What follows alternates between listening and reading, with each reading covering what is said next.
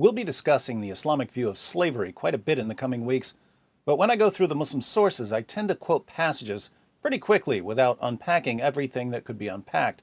In this video, I wanted to take a close look at a hadith that I've quoted before and will quote again, just so you can see how much we can learn from a single hadith. Sunan an-Nasa'i, number 4625. It was narrated that Jabir said, "A slave came and gave his pledge to the Messenger of Allah to emigrate, and the Prophet did not realize that he was a slave. Then his master came looking for him. The Prophet said, 'Sell him to me.' So he bought him for 2 black slaves.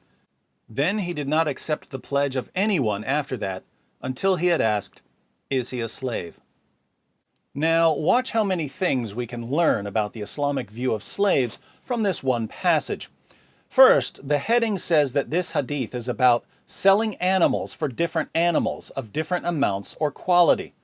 Nasa'i is considered one of the greatest hadith collectors of all time. He knew the history of Muhammad and his companions inside and out, and his scholarly conclusion was that slaves are on the same level as animals.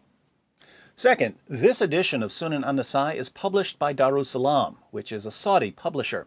Notice that neither the translators nor the publishers make any attempt to conceal the fact that slaves were viewed as animals.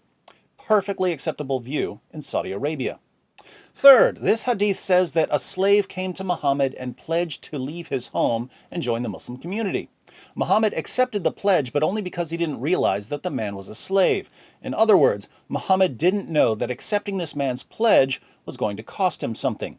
Muhammad learned his lesson from this situation, and the passage says that after this, Muhammad would no longer accept the pledge from anyone until he asked, "Is he a slave?" So Muhammad really didn't want to have to pay to free Muslim slaves who were converting to Islam. Now, to be fair, it is considered a good deed in Islam to free Muslim slaves. But Muhammad just didn't want to keep paying out of pocket, so he decided to be more careful to ask whether they were slaves before accepting pledges from them. Fourth, Muhammad owned black slaves. If he bought a slave with 2 black slaves, he obviously had black slaves.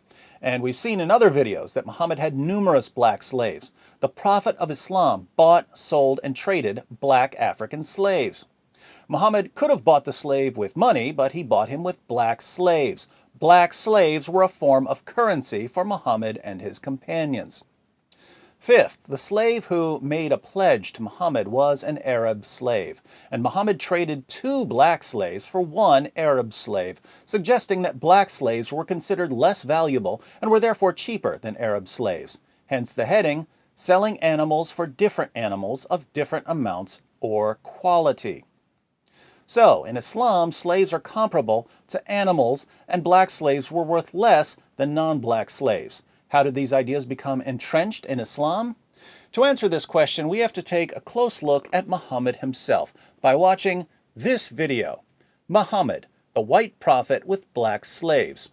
I also recommend taking a screenshot of the hadith we just examined and sharing it until people finally realize that a Muslim preacher claiming that Islam is a religion of liberation and racial equality in order to win converts tells us next to nothing about what we'll find in Islam's most trusted sources.